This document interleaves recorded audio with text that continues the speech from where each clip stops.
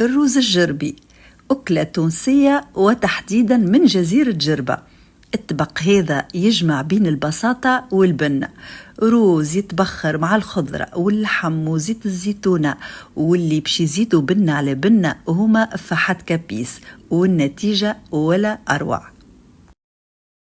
حضرت الخضرة قصيتها، هنا حطيت كونتيتي متاع سبناخ، زوز قطات معدنوس، البصل راهو يحب البصل، جلبانة كان عندك شوية لحم هكا قص جويد وإلا دجاج وإلا شوابي، مغرفة كبيرة ثوم، حمص فناريا، والروز ماذا بينا ما نحطوش برشا، بعد ما نغسلوه نحطو كونتيتي أقل من الخضرة.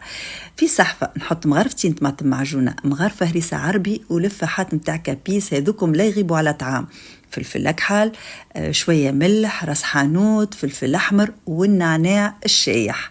باش نزيد كاس زيت زيتونة هكا معبي، ونخلط كل شيء مع بعضه، ومن بعد نحطه فوق الخليط لي غون تاعي كيكا باش يقعدوا ايديا نظاف، ولهنا الخلطة العجيبة، ومن بعد باش نحطوه يتفور.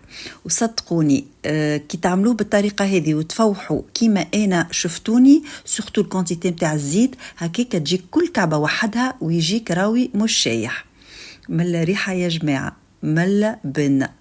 وتوا احذر الروز متاعنا نودكم ولا نشهي.